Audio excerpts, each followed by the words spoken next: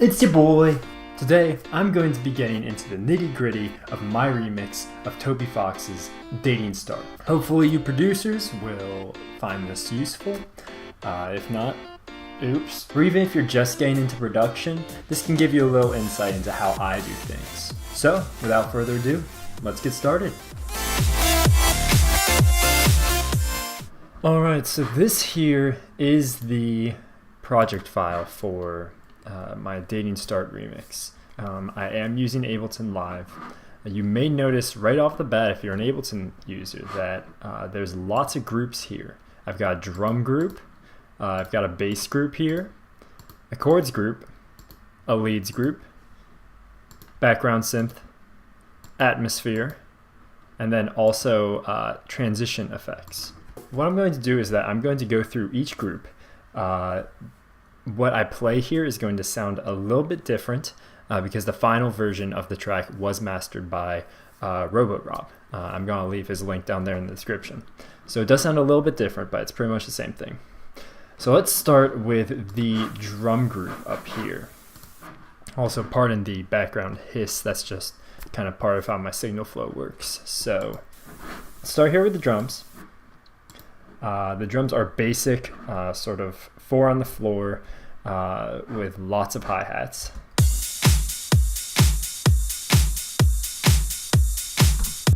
All those hi-hats kind of keep everything moving. That's kind of how it goes through most of the track. Next up, we have our sub. I don't have a group for the sub because I just use one synth for it. I'm using Ableton Live Suite's operator, and what I do for it is that instead of using a sine wave, I'm using the Saw 3 wavetable. That one I found just gives some sort of texture, some extra stuff to the to some of the higher frequencies. After that, I've got an EQ here. I'm kind of just rounding off the highs around 100, 150, and then the lows around 20 hertz. And then I'm compressing it lightly. Then I'm throwing on a sausage fattener here, and the sausage fattener just has a little bit, it's just very, very slight. What that does is that it kind of saturates it a bit, gives it a little bit of distortion. Once again, nothing too much. After that, I have the same equalizer right here as the one before. Here's what the sub sounds like.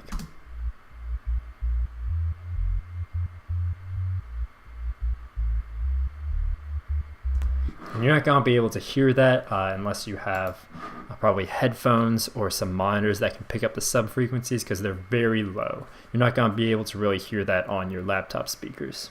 So now we have here the bass group. The bass group consists of 4 different basses. First one is a triangle saw in Sylenth. You will notice that I use Sylenth a lot. So you've got a triangle saw here and then a sawtooth. Basically what that's doing is it gives some interesting higher frequency tones. Something like that. Next one is a basic sawtooth. Kind of just fills things in well. Once again, just going with basic sawtooth wave.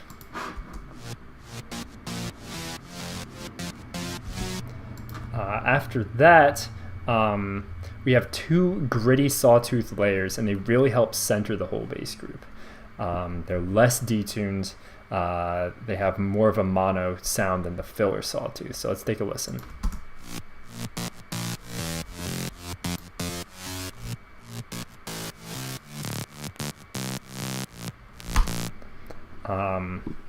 So those just kind of help center the sound a bit. When we put them all together, we've got this bass group here, and I've got some plugins for them all to go through together. First thing, we've got Camel Crusher, just some very, very slight effects here. Nothing too much. After that, I'm putting this into OTT. This is a plugin from Xfer, from Steve Duda. Any OTT multi-band compressor will work, but basically what this can do is they're great at expanding the highs while still giving consistent compression across the entire frequency range with those mids and lows.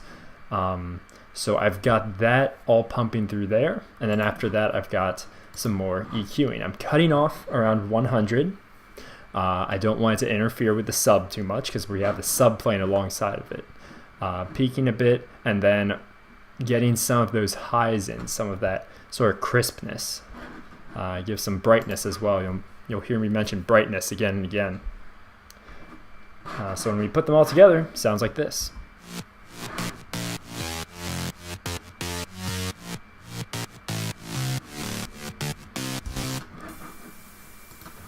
After that, we do have the chords here. Once again, we've got a bit of a hiss. That's just how the plugins are that I have on there.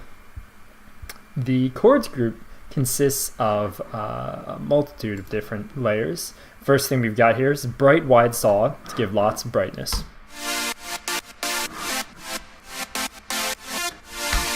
Then we've got a mono layer to kind of center the sound.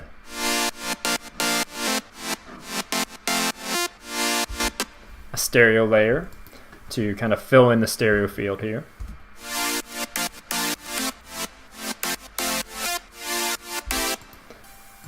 And then we have a more detuned sort of stereo layer. It adds some of that texture to the chords.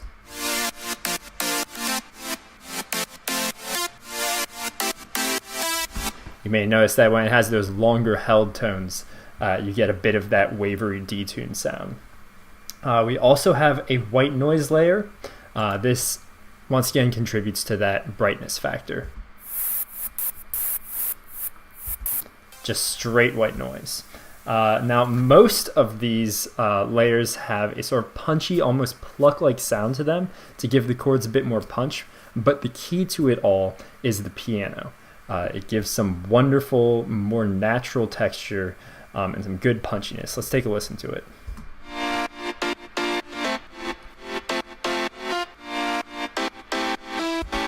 I made a point of making the piano just barely noticeable in the chords altogether, especially during when the chords are sort of releasing.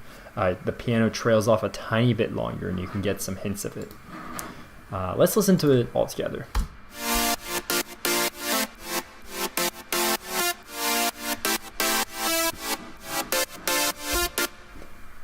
So, the grouping for this is a bit similar to the bass group. We're starting once again with Camel Crusher, just a tiny bit. We are then going into FabFilter Saturn.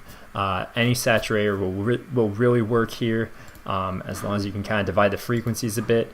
I've got it split basically down the middle, and I'm really boosting those highs up there, contributing to that sort of brightness. After that, we jump into OTT. Similar concept as before, but really, once again, working on those highs and that brightness. After that, we are jumping into the equalizer, and we are really boosting those highs up there. Want to get that all going.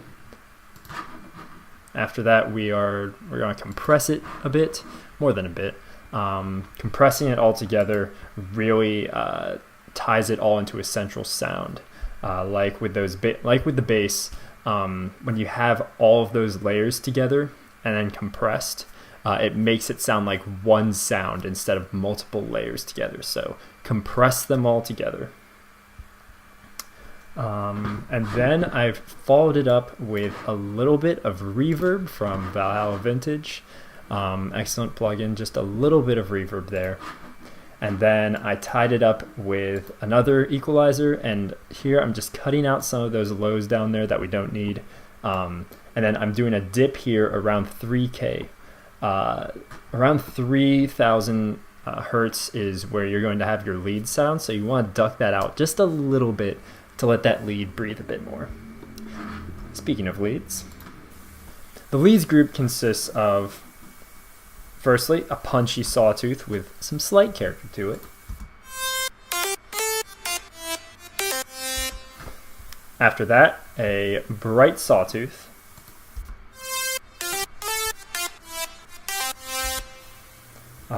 Just a basic mono layer. Pull that up here. It's just a very, very simple patch right there. A gliding square layer that kind of gives it a bit more character.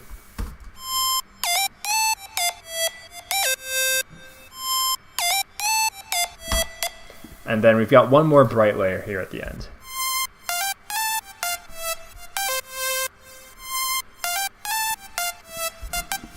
So this is all about layering, putting all of those sounds together on top of each other. I also have a little chip sound. This one is actually from Serum. I got this from the Shirobon chiptune pack. And it's kind of like a little chippy pulse sound.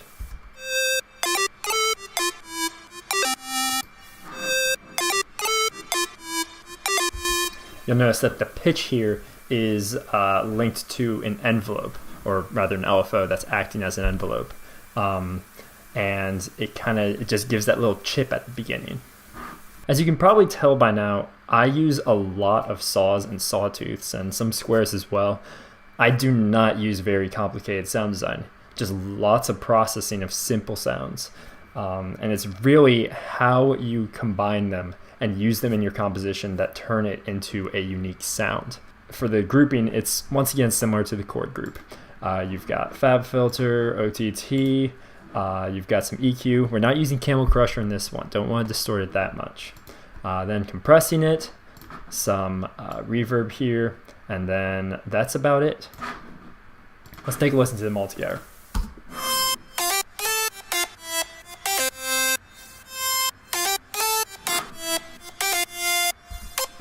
Alright, sounds good. The background synth is sort of like an arpeggio-like sound. Very soft, very dreamy, and lots of reverb and delay. Let's take a listen.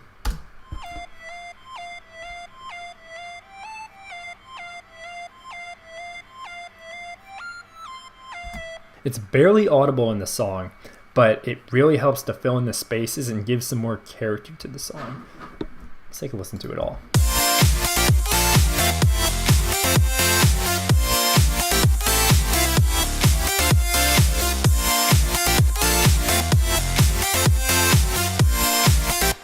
So it's barely there, but it does contribute to it. Alternate voices from your main lead, from your main sound can really help the listener kind of cue into your song and add to the complexity. If you push them back in the mix, then it won't really detract from your main sound. Let's listen to this side by side with a lead.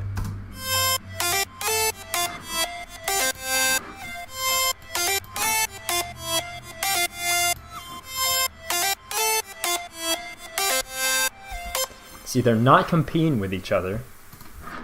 They're just kind of going at the same time. Next, we have our atmosphere tab. It's a similar concept as the background synth, but it's really focusing on filling in those frequencies. I've got two vocal tones here. Those two vocal tones match the key of the song to reinforce the fundamental. And I also have one ambient crowd noise here.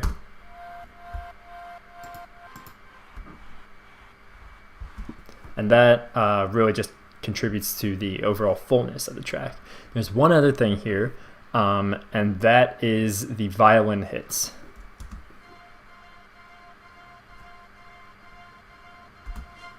They contribute to the very happy and dancey vibe of the whole song, and having those bright violin hits really help bring it all together. And that's really the purpose of this atmosphere group, to be barely audible beneath the entire track, but to really just tie it all together. Using an atmosphere group really took my songs to the next level, and it's extremely important. Turning it off subtracts from the life of the track, and then turning it on provides a warm, well, atmosphere.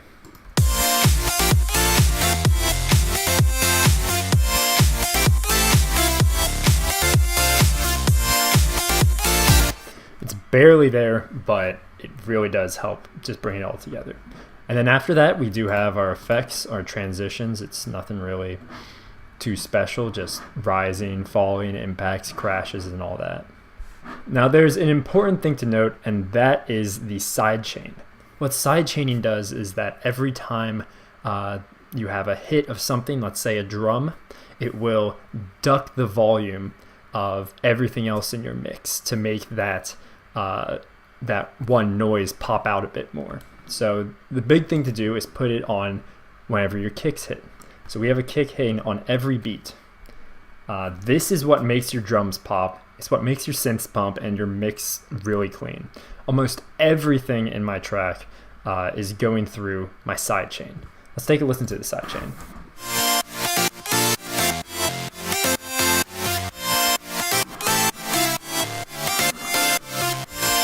It's everything except for the drums.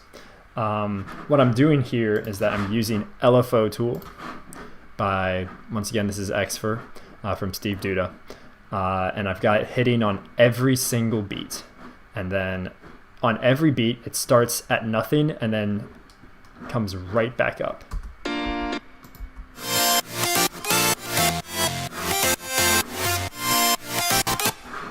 And so every single beat, it's having the kick drum hit, everything else drops, and then it all comes right back.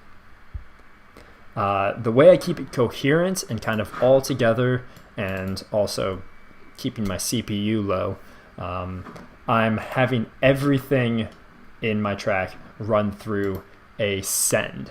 Sends or returns are basically ways for me to put audio through something else, through another channel.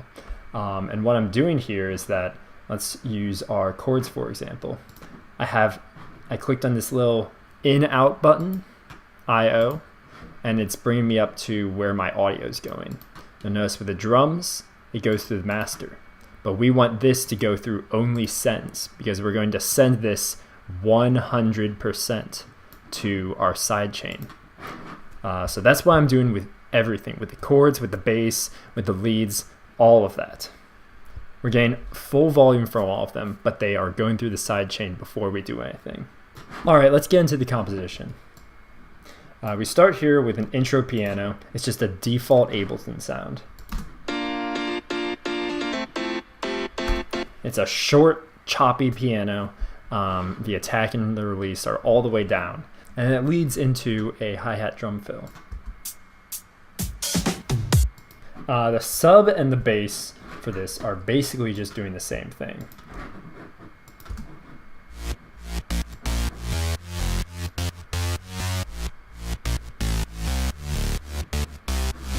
We're moving all over the place with our MIDI, and that really makes everything bouncy.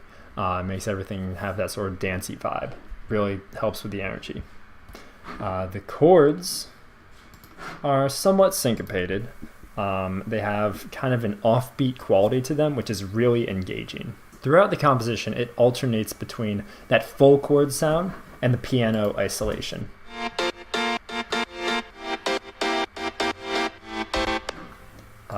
The chords themselves they're very jazzy. It's full of lots of seventh chords, but it's the same chords as the ones from Toby Fox's original song. Stays the same through most of the song, except for the second breakdown, where it gets a little bit different.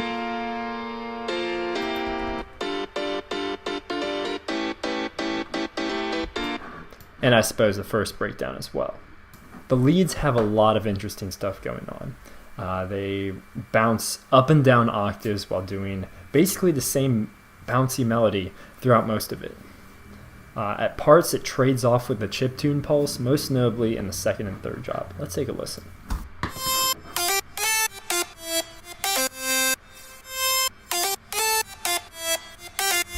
And then the lower octave.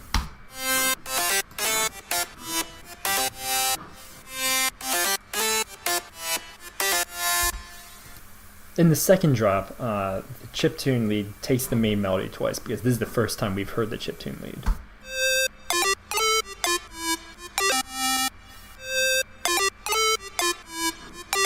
But then when we hop back to the main lead, they change it up a little bit.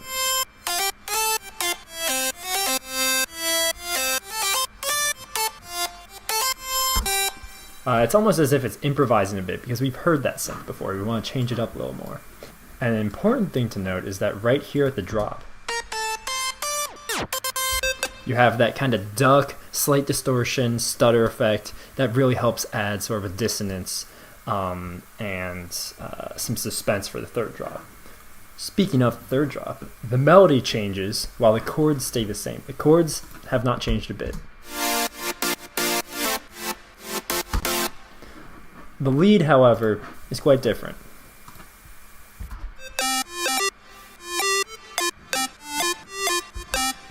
we're going into a bit of a different melody here, and we're also trading the melody back and forth between the chiptune synth and the main synth.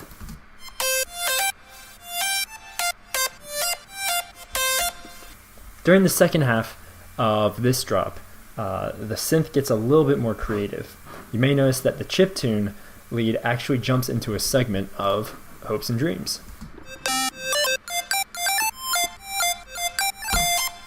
And then after that, the other synth leaps a bit higher.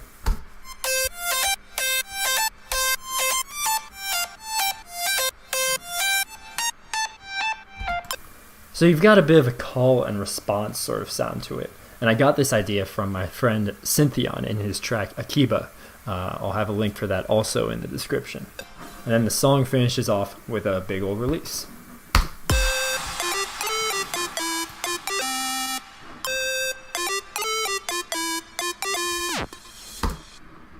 And that's it.